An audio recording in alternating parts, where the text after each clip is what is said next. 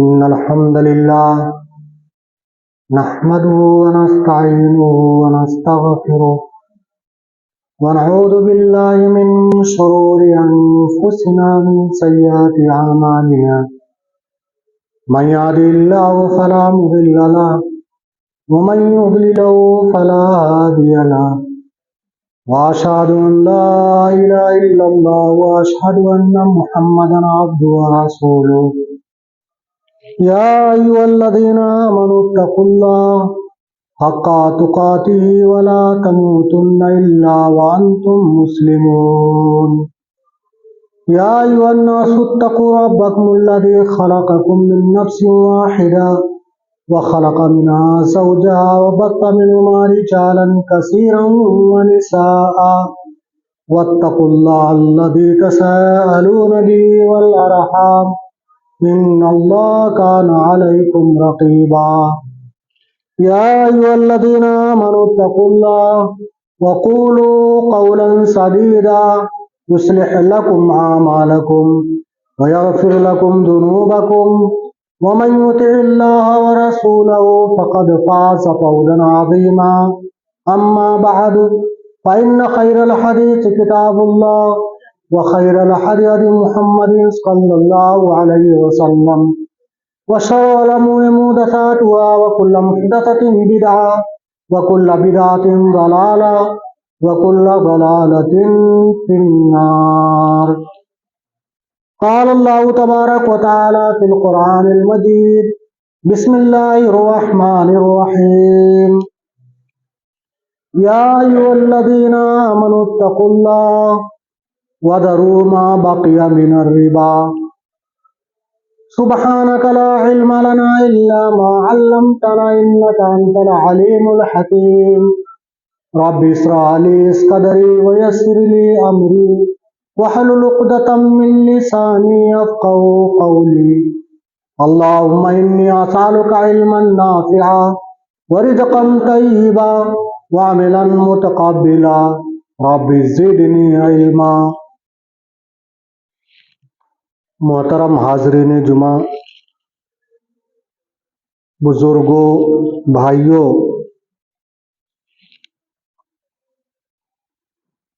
آج کے خطبہ جمعہ میں انشاءاللہ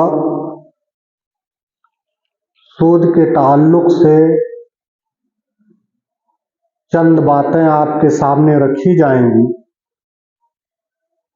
اللہ رب العالمین سے دعا ہے کہ بار الہ ہمیں حق اور سچ کہنے کی اور ہم سب کو اس پر عمل کرنے کی توفیق عطا فرمائے.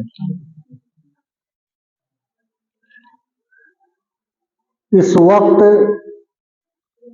پوری دنیا میں سودی نظام کو اس طرح سے پھیلایا گیا ہے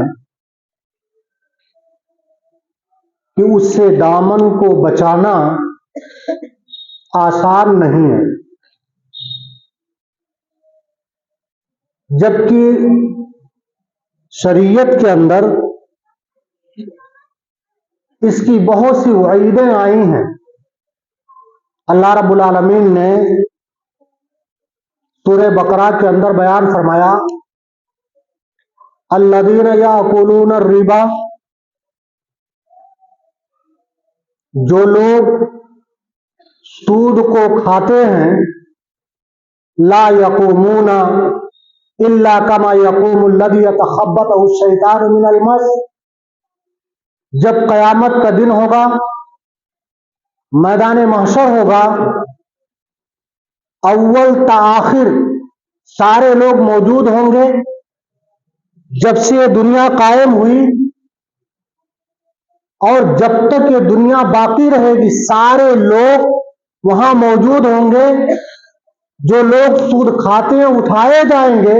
اللہ رب العالمین نے فرمایا قیامت کے دن لا یقومون الا کما یقوم الذی یتخبطہ الشیطان من المس، قیامت کے دن وہ لوگ اس طرح سے اٹھیں گے جیسے کہ شیطان نے انہیں چھو کر کے خپتی بنا دیا ہو. باولے ہوں گے پاگلوں کی طرح سے، جس طرح شیطان کا سایہ کسی پر ہو جائے کوئی آصف زدہ ہو جائے تو جس طرح سے اس کا دماغ نہیں کام کرتا، وہ باولا ہو جاتا ہے، خپتی ہو جاتا ہے، ایسے ہی قیامت کے دن اس شخص کا حال ہوگا. لا یقومون الا کما یقوم الذی یتخبطہ الشیطان من المس. ان کا یہ حال کیوں ہوگا؟ اللہ رب العالمین نے آگے فرمایا ذالک بانہم قالوا، یہ اس وجہ سے ہوگا کہ وہ دنیا میں کہا کرتے تھے انما البیع مثل الربا، کہ تجارت بھی تو سود ہی کی طرح سے ہے، جس طرح سے تجارت ہے ایسے ہی سود ہے. تجارت میں بھی نفع لیا جاتا ہے، اس میں بھی فائدہ اٹھایا جاتا ہے، اور سود سے بھی فائدہ اٹھایا جاتا ہے. پھر دونوں میں فرق کیوں ہے؟ اللہ رب العالمین نے فرمایا وحل اللہ البیع وحرم الربا، حالانکہ اللہ رب العالمین نے تجارت کو حلال قرار دیا ہے اور سود کو حرام قرار دیا ہے. آج کل کے روشن خیالوں کی طرح اس زمانے کے اندر بہت سارے لوگ ایسے تھے جن کو لگتا تھا کہ اگر تجارت حلال ہے تو سود بھی تو ایک طرح کی تجارت ہے، اس میں بھی نفع لیا جاتا ہے، تو وہ کیوں حرام ہے؟ میرے بھائیوں، جبکہ اگر بنظر غائر دیکھا جائے، اگر دونوں کو دیکھا جائے باریکی سے، تو دونوں کے درمیان فرق بالکل واضح ہے، فرق بالکل عیاں ہے.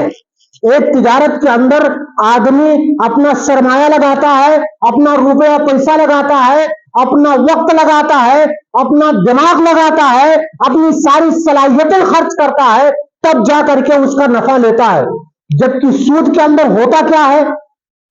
اس میں کوئی محنت نہیں ہے، اس میں کوئی مغز ماری نہیں ہے، اس میں کوئی دقت و پریشانی نہیں ہے. ایک متعین رقم متعین مدت کے لیے دے دیا جاتا ہے، پھر اس پر نفع آنا شروع ہوتا ہے. اور پھر یہ بھی کہ تجارت میں تو ہمیشہ آدمی کو گھاٹا نفع دونوں کا امکان رہتا ہے. اگر تجارت میں فائدہ ہوتا ہے تو کبھی ایسا بھی ہوتا ہے کہ نقصان بھی لگتا ہے، اس میں گھاٹا بھی ہوتا ہے. جبکہ سود کے اندر ایسا نہیں ہے، گھاٹے کا کوئی سوال نہیں پیدا ہوتا ہے، کوئی سوال نہیں پیدا ہوتا ہے. تو میرے بھائیوں، اللہ رب العالمین نے فرمایا احل اللہ البیع وحرم الربا، اللہ نے بیع کو حلال قرار دیا ہے، تجارت کو حلال قرار دیا ہے، اور سود کو حرام قرار دیا ہے. آگے اللہ رب العالمین نے فرمایا اسی صورت کے اندر یا ایھا الذین آمنوا اتقوا اللہ وذروا ما بقی من الربا ان کنتم مؤمنین.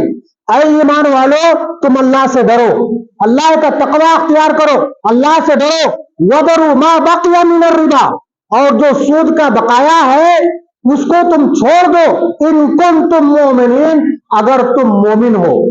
آپ قرآن کے اس انداز بیان پہ غور کریں تو اللہ رب العالمین نے سب سے پہلے مومنوں کو مخاطب کیا یا ایھا الذین آمنوا، اس آیت کے اخیر میں کہا ان کنتم مؤمنین، اگر تم مومن ہو.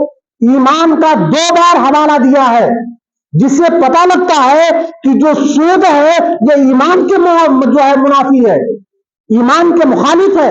ایمان اور سود ایک جگہ جمع نہیں ہو سکتے. آگے اللہ رب العالمین نے فرمایا فَإِن لَمْ تَفْعَلُوا، اگر تم نے ایسا نہیں کیا فَآذَنُوا بِحَرْبٍ مِّنَ اللَّهِ وَرَسُولِهِ، تو اللہ اور اس کے رسول سے جنگ کے لیے تیار ہو جاؤ. میرے بھائیوں، آپ ذرا بتانا، جنگ اپنوں سے کی جاتی، جنگ رشتہ داروں سے کی جاتی، جنگ اعزاء و اقارب سے کی جاتی، جنگ اپنے دوست و احباب سے کی جاتی ہے؟ جی نہیں، بالکل نہیں. جنگ جب بھی کی جاتی ہے یہ دشمنوں سے کی جاتی ہے. اللہ رب العالمین نے بڑی سخت وعید اس آیت کریمہ کے اندر بیان فرمایا ہے. گویا کہ سود کے لینے والے یہ اللہ اور اس کے رسول کے دشمن ہیں، اور اللہ رب العالمین نے ایسے لوگوں سے جنگ کا اعلان کیا ہے. فَآذَنُوا بِحَرْبٍ مِّنَ اللَّهِ وَرَسُولِهِ، تو تم اللہ اور اس کے رسول سے جنگ کے لیے تیار ہو جاؤ. اچھا آپ دیکھو، جب جنگ ہوتی ہے تو فریقین، دونوں سائڈ کے جو لوگ ہوتے ہیں وہ کیا کرتے ہیں؟ اپنے مخالف کو نقصان پہنچانا چاہتے ہیں، اور ان کی یہ کوشش ہوتی ہے کہ سب سے پہلے جو ان کی سب سے قیمتی چیز ہو، جو سب سے طاقتور چیز ہو، جو سب سے بہتر چیز ہو، اس کو نقصان پہنچایا جائے۔ اور جانتے ہیں ایک مومن کا سب سے قیمتی چیز کیا ہے؟ ایک مسلمان کا سب سے قیمتی شے کیا ہے؟ کیا آپ کو پتا ہے؟ اگر نہیں پتا ہے تو جان لیں، ایک مومن کا سب سے قیمتی چیز اس کا ایمان ہوتا ہے۔ اس کے نزدیک ایمان سے بڑی کوئی چیز نہیں ہے۔ ایمان کے لیے تو صحابہ کرام نے اپنا گھر بار قربان کر دیا، اپنے رشتہ دار قربان کر دیے، اپنے اعزاء و اقارب قربان کر دیے، یہاں تک کہ اپنے بیوی بچوں کو بھی قربان کر دیا۔ ایمان سے بڑی کوئی چیز نہیں ہے مومن کے نزدیک۔ لیکن آدمی جب سود خور ہوتا ہے، اللہ رب العالمین کا باغی ہوتا ہے، تو اللہ رب العالمین سب سے پہلے اس کے ایمان کو ختم کرتا ہے۔ اس لیے اس سے پہلے جو آیت کریمہ میں نے پڑھی ہے اور اس کا مفہوم بتایا ہے، اس کے اندر آپ دیکھیں گے 2 مرتبہ اللہ رب العالمین نے ایمان کا حوالہ دیا ہے۔ اس کا ایمان ختم کر دیتا ہے، اس کا ایمان اللہ رب العالمین چھین لیتا ہے۔ فَإِن لَّمْ تَفْعَلُوا فَآذَنُوا بِحَرْبٍ مِّنَ اللَّهِ وَرَسُولِهِ، اگر تم نے ایسا نہیں کیا تو تم اللہ اس کے رسول سے جنگ کے لیے تیار ہو جاؤ۔ آگے اللہ نے فرمایا وَإِن تُبْتُمْ، اگر تم نے توبہ کر لیا، فَلَكُمْ رُءُوسُ أَمْوَالِكُمْ، تو تمہارے لیے تمہارا مال ہے، تمہارا اصل سرمایہ ہے، تمہارا راس المال ہے، جو تم نے پونجی لگائی ہے وہ تمہارا ہے۔ لا تظلمون ولا تظلمون، نہ تو تم کسی پر ظلم کرو اور نہ تم پر ظلم کیا جائے، یعنی سود لے کر کے دوسروں پہ تم نہ ظلم کرو اور نہ ہی تم پر ظلم کیا جائے۔ آدمی عام طور سے یہ سمجھتا ہے کہ آدمی جب سود کا لین دین کرتا ہے تو مال میں بڑھوتری ہوتی ہے، مال بڑھتا ہے، حالانکہ ایسا نہیں ہے۔ اللہ رب العالمین نے فرمایا یمحق اللہ الربا ویربی الصدقات، اللہ رب العالمین سود کو مٹاتا ہے، صدقات کو بڑھاتا ہے۔ اگر آپ چاہتے ہیں مال بڑھے تو آپ سب کو خیرات کرو، سود خوری سے بھاگ رہو۔ اسلام کا آپ دیکھیں گے جو نظام معیشت ہے، اس کے اندر اللہ رب العالمین نے 2.5% متعین کیا ہے سال میں زکات دینا۔ یہ تو دینا ہی دینا ہے، یہ فرض ہے۔ اس کے علاوہ اللہ رب العالمین نے صدقہ و خیرات اور انفاق کی ترغیب دلائی ہے۔ قرآن میں جا بجا اس کے متعلق آیتیں موجود ہیں۔ اللہ کے نبی صلی اللہ علیہ وسلم نے جا بجا اس کا حکم دیا ہے، اور وقتاً فوقتاً آپ نے پوری زندگی عملی نمونہ بھی پیش کیا ہے اللہ کے راستے میں خرچ کر کے، یہ بتایا ہے۔ میرے بھائیوں، آپ دیکھیں گے کہ گناہ تو بہت سارے بڑے بڑے ہیں، لیکن کوئی گناہ ایسا نہیں ہے جس کے تعلق سے اللہ رب العالمین نے اعلان جنگ کیا ہو سوائے سود کے۔ سود یہ گناہ ہے جس کے خلاف اللہ رب العالمین نے اعلان جنگ کیا ہے۔ جانتے ہیں ایسا کیوں ہے؟ ایسا اس وجہ سے ہے کہ اسلامی نظام سے یہ سودی نظام بالکل متصادم ہے۔ اسلام کی جو روح ہے، اسلامی نظام کی جو جان ہے، اس کو یہ نظام ختم کرتا ہے۔ اللہ رب العالمین نے زکات کا نظام دیا، اللہ رب العالمین نے انفاق کی ترغیب دلائی۔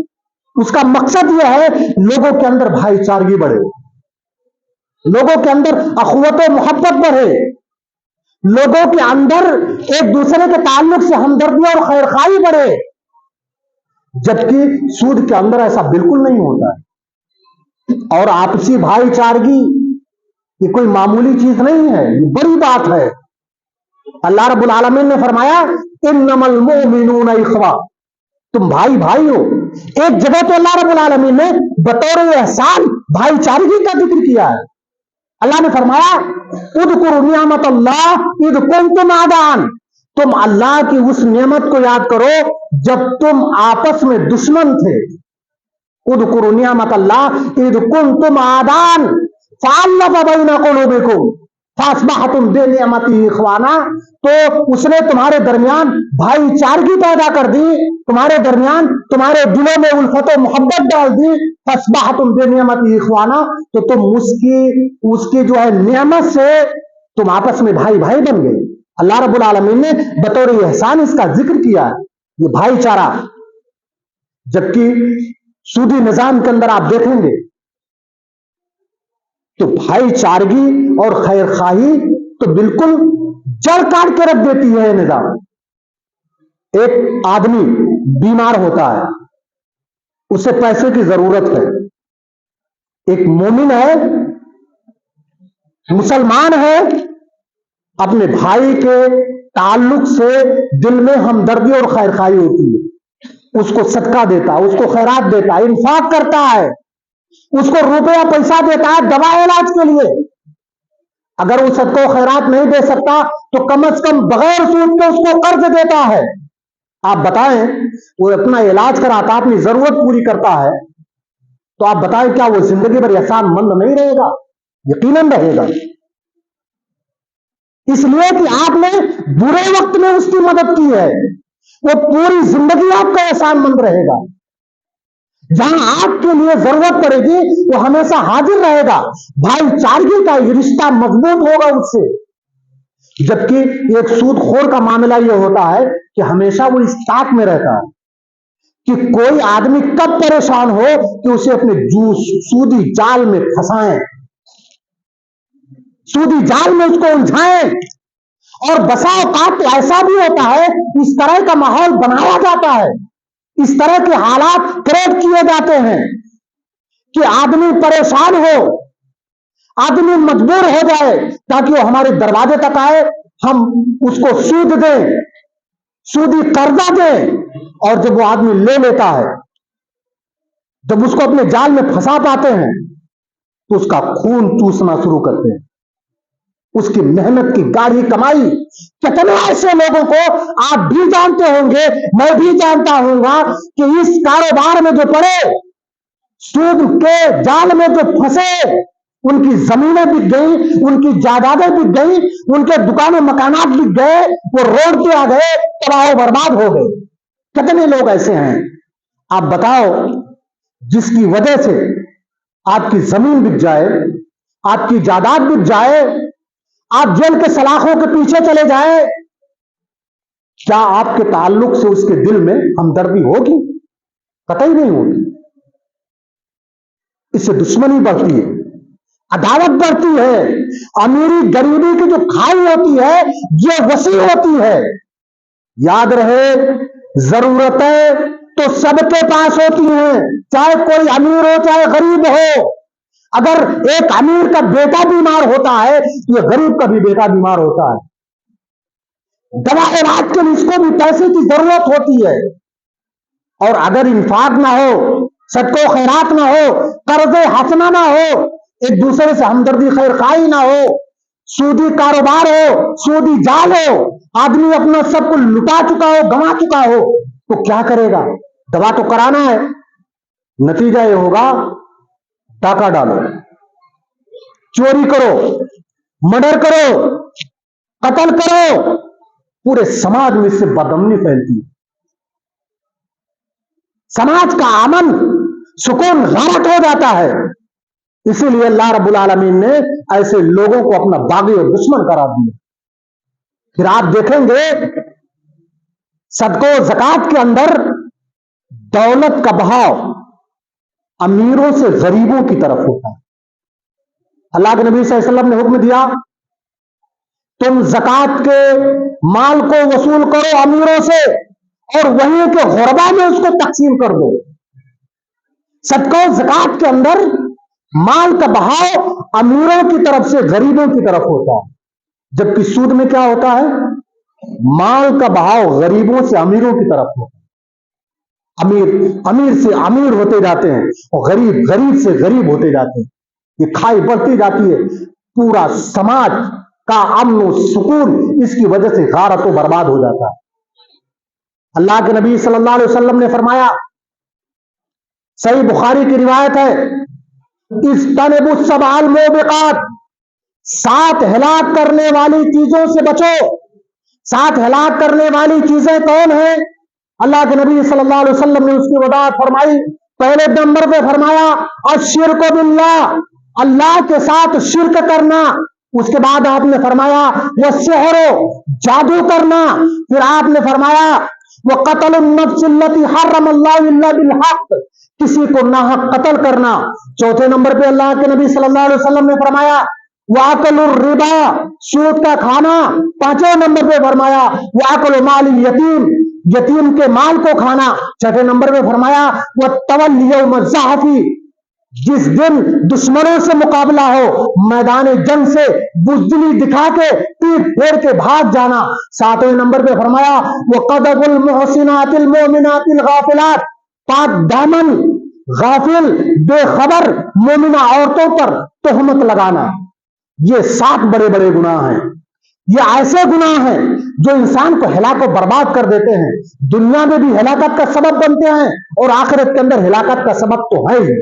چوتھے نمبر پہ اللہ کے نبی صلی اللہ علیہ وسلم نے اس حدیث پاک کے اندر فرمایا کہ واکل الربا, ہلاک کرنے والے جو 7 بڑے گناہ ہیں ان میں سے چوتھے نمبر پر سود کا کھانا ہے. جانتے ہیں یہ کتنا بڑا گناہ ہے؟ اللہ کے نبی صلی اللہ علیہ وسلم نے فرمایا, صحیح الجامع کی روایت ہے, علامہ البانی نے صحیح الجامع کے اندر اس روایت کو صحیح قرار دیا ہے.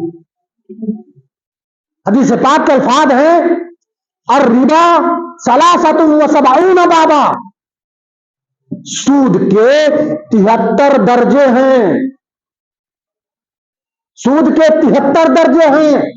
ایسارها مثل ان کے ہر رجل امہ, اس کا کم ترین درجہ یہ ہے, اس کا کم ترین گناہ یہ ہے این کے ہر رجل امہ, کہ آدمی اپنی ماں کے ساتھ گھٹیا ہی کرے.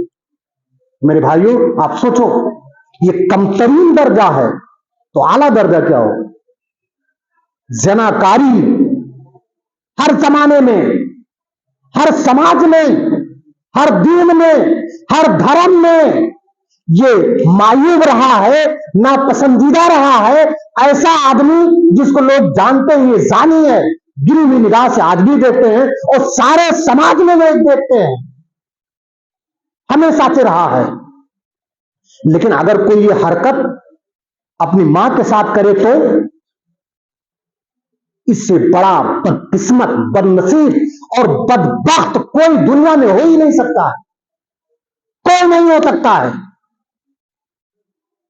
اللہ کے نبی صلی اللہ علیہ وسلم نے فرمایا ایک دوسری روایت کے اندر, صحیح مسلم کتاب المساقات کی روایت ہے, اللہ کے نبی صلی اللہ علیہ وسلم نے فرمایا لانا رسول اللہ صلی اللہ علیہ وسلم, حدیث پاک کے الفاظ لانا رسول اللہ صلی اللہ علیہ وسلم, اللہ کے نبی صلی اللہ علیہ وسلم نے لعنت فرمائی آکل الربا, سود کے کھانے والے پر, وموکلہ, سود کے کھلانے والے پر. آپ یہ نہ سمجھیں کہ ہم سود نہیں کھاتے ہیں تو ہم بری ہیں, جو چاہیں وہ کریں, ایسی بات نہیں ہے. سود کے کھانے والے پر لعنت فرمائی, وموکلہ, سود کے کھلانے والے پر, وکاتبہ, سود کے لکھنے والے پر, وشاہدی, اور اس کے گواہوں پر, وقالہم سوا, اور آپ نے فرمایا یہ سارے کے سارے لوگ گناہ میں برابر. سود کا کھانے والا ہو, سود کا کھلانے والا ہو, سود کا رجسٹر بنانے والا ہو, اس کا دستاویزات تیار کرنے والا ہو, اس کو لکھنے پڑھنے والا ہو, یا سود پر گواہی دینے والا ہو, اللہ کے نبی صلی اللہ علیہ وسلم نے فرمایا کہ سارے لوگ لعنتی ہیں. وقالہم سوا, اور گناہ میں سارے کے سارے برابر ہیں. میرے بھائیوں آپ یوں کہہ سکتے ہو سود کا کھانے والا بھی گویا اپنی ماں کے ساتھ زنا کرتا ہے, سود کا کھلانے والا بھی گویا اپنی ماں کے ساتھ زنا کرتا ہے, سود پر گواہی دینے والا بھی گویا اپنی ماں کے ساتھ زنا کرتا ہے, سود کو لکھنے والا بھی گویا اپنی ماں کے ساتھ زنا کرتا ہے. کیا اب بھی کوئی ہے جو اس طرح کی حرکت کرے گا؟ میرے بھائیوں یہ بڑی بری چیز, بڑی خطرناک چیز ہے, انسان کے ایمان کو ختم کر کے رکھ دیتی ہے, اس کی دنیا اور آخرت دونوں کو برباد کر کے رکھ دیتی ہے. بہت بری لعنت ہے یہ سود خوری. کتنے گھر تباہ ہو گئے, کتنے لوگ برباد ہو گئے, اور جانتے ہیں یہ کوئی نئی چیز نہیں ہے، بہت پہلے سے یہ چیز رہی ہے۔ اللہ کے نبی صلی اللہ علیہ وسلم کے زمانے میں بھی یہ چیز تھی، اس سے پہلے بھی یہ چیز تھی۔ خود آپ کے چچا حضرت عباس بن مطلب رضی اللہ تعالی عنہ بھی یہ کاروبار کرتے تھے۔ اللہ کے نبی صلی اللہ علیہ وسلم نے حجۃ الوداع کے موقع پر آپ کا آخری حج جو آپ نے حج فرمایا تھا، اس حج کے اندر میدان عرفات کے اندر آپ نے جو خطبہ ارشاد فرمایا تھا، اس میں جہاں بہت ساری چیزیں آپ نے بتائی تھی، بہت سارے احکام جاری کیے تھے، وہیں آپ نے حکم بھی دیا تھا وَالرِّبَا الْجَاهِلِيَّةُ مَوْضُوعٌ، جاہلیت کا سود آج سے ختم کر دیا جا رہا ہے۔ وَأَوَّلُ الرِّبَا أَدْعُ رِبَانَا ربا عباس بن عبد المطلب فَإِنَّهُ مَوْضُوعٌ كُلُّهُ، یہ حدیث پاک کے الفاظ ہیں۔ اللہ کے نبی صلی اللہ علیہ وسلم نے فرمایا کہ آج کے بعد سے جاہلیت کے سارے سود ختم ہو گئے، کوئی سود کا لین دین نہیں کر سکتا ہے۔ سب سے پہلا وہ سود جس کو میں آج ختم کرتا ہوں، ختم کرنے کا اعلان کرتا ہوں، ربا عباس بن عبد المطلب، وہ میرے چچا حضرت عباس بن مطلب کا سود ہے۔ فَإِنَّهُ مَوْضُوعٌ كُلُّهُ، آج سے سارا کا سارا سود یہ ختم ہو گیا ہے، میں اسے اپنے پاؤں تلے رونقتا ہوں، اس کو ختم کرتا ہوں، آج کے بعد کوئی سودی کاروبار نہیں کرے گا۔ تو میرے بھائیوں، کتاب و سنت کے اندر سود کی بہت ساری قباحتیں آئی ہیں، بہت ساری وعیدیں آئی ہیں۔